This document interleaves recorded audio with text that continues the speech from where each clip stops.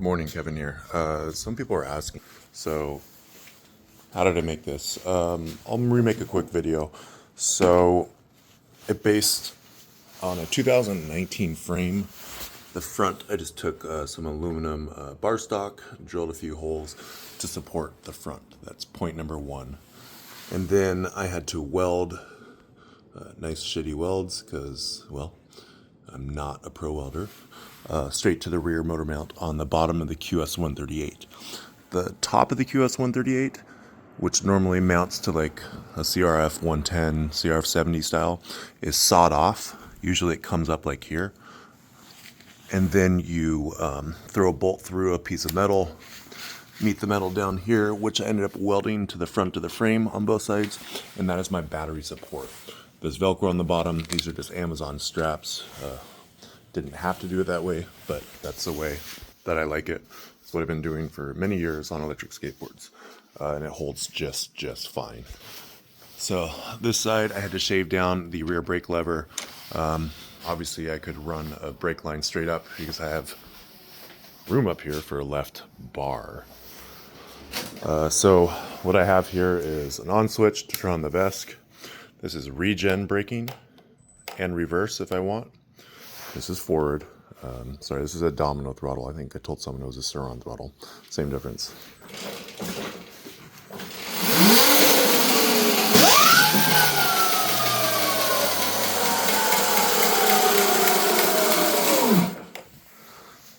So that's what it is. I threw on a 12 volt, $35 Amazon LED headlight. That's what this on-off switch is for.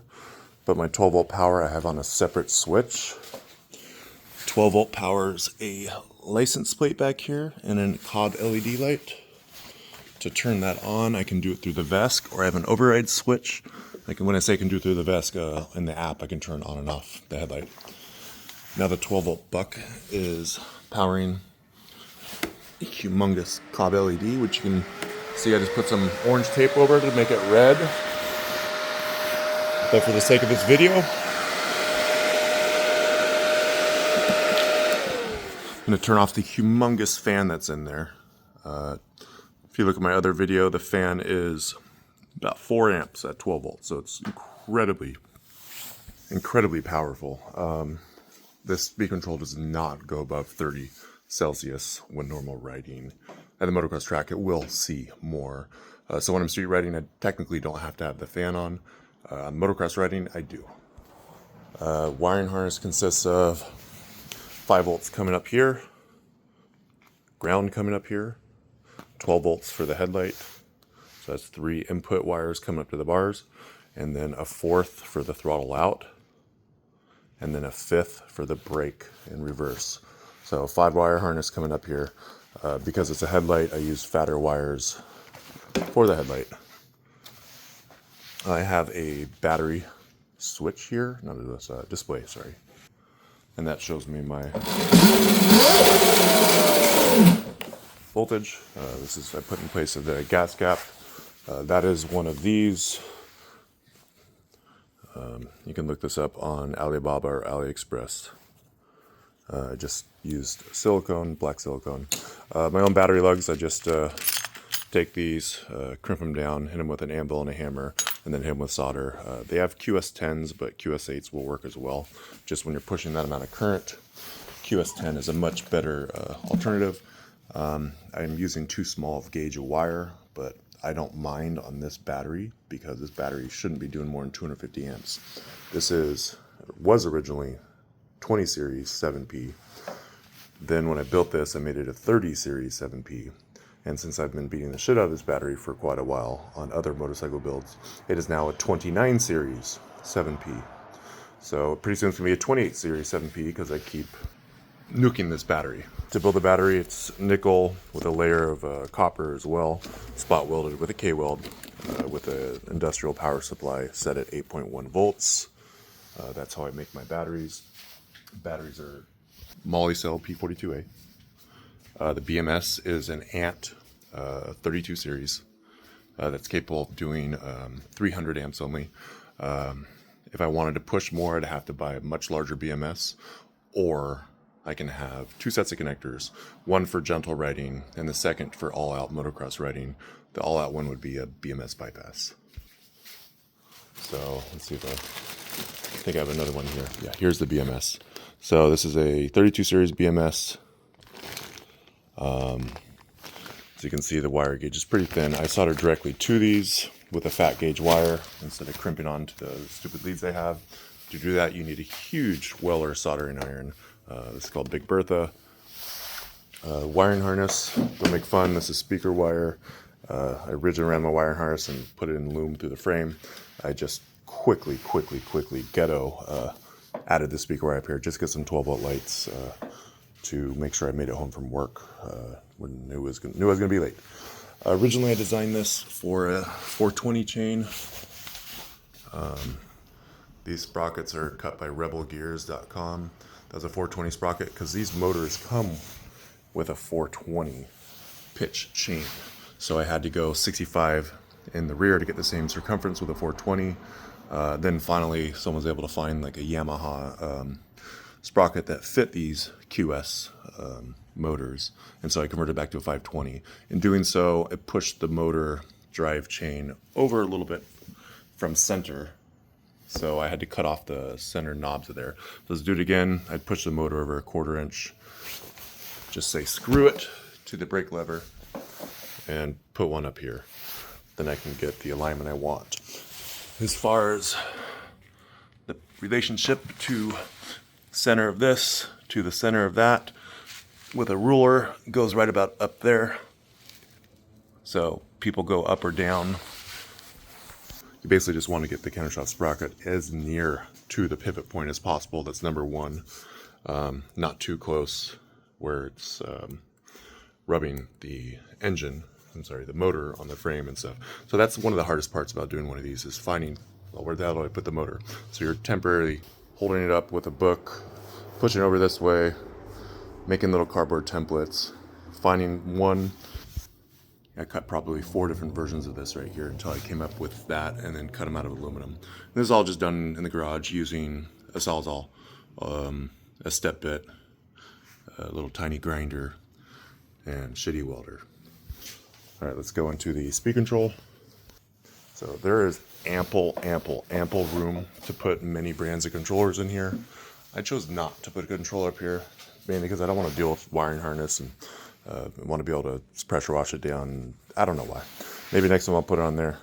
I just didn't feel like it, especially when you have all this room under here. So let's pull this open. So here's the controller. I just put some silicone over these. Let me take off the seat real quick.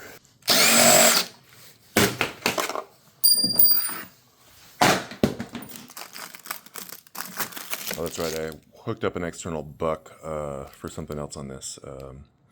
Forget why.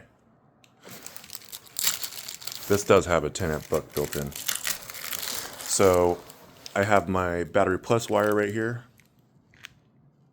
going to this on-off switch coming from battery plus terminal. So this little purple wire goes immediately to a fuse up here. This will send back down battery plus voltage to the arm on the last wire on this harness, which is that fat guy right there. So that's how you arm it. Everything else, at minimum, you need throttle, and this thing will turn. The hall sensors, you have to adapt the harness from a QS 6-pin to Rechol's version of what they think it should be. Got some old hot glue stick on here. Ignore that. What else? So here's my on-off switch for this external buck. Yeah, I think I was originally worried this fan was going to pull too much from that buck, so I put one of these as just a precaution. I didn't want to hurt this internal buck from fan inductance charges. It wasn't worth killing this buck because I might use this on a future build. And then that's really it. The wires come pre-terminated from QS on the motor. You're in charge of your battery cables. Here's my minus. Here's my plus at the top. I think that covers everything. Standard stock gearing. These are 17-inch flat track rims. It's what I had purchased on the Facebook Marketplace for pretty damn cheap. Took off the stock wheel rollers I had. What else? That's pretty much it. On the scale is 198 pounds. With the regular tires, I think these are going to put it up 5 pounds. Had to cut out these to clear the tires. Hook you up, no big deal. You can get one of the Amazon mud flaps for the rear. I choose to just go incognito. We're in San Francisco. They don't pull you over. They don't do anything. So until the DA starts deciding to enforce stuff like that, I'm just going to run it like that and not pull over. So I'll try to get some pictures of the battery. Oh yeah, I had to cut out a lot of this area right here to fit the... Oh my, I need to put some more silicone over that. Or a little zip tie for some strain relief. I had to cut quite a bit of this plastic battery slot holder or ECU holder. I don't remember what it was on this model. But there's a way to get this work. The CL1000, the CL700 will all fit in these. The top bracket is made of some junk drawer IKEA L-metal parts. I'm not sure what it was. Drilled straight into the aluminum subframe, probably a 4mm hole, and just tapped it real quick. Took an M5 by 30mm bolt, sent it through, and that's just going into plastic. Regardless, I could lift the weight of the bike by how this is set up. The bottom is in typical fashion of how I do stuff. It's quick and easy. A bolt through the plastic. This deflects maybe 2mm at the bottom when I'm pushing like hell. But so far it's beat all my stress tests. Sorry, just woke up. Voice is a little cranky. When I'm going to the regular motocross track, this is what I prefer because I can gas, go, gas, go, gas, go. I have an 80-mile-an-hour Surron and then a 79 bike and some other fun stuff. But still, this is my favorite because it's silent. The power is instantaneous.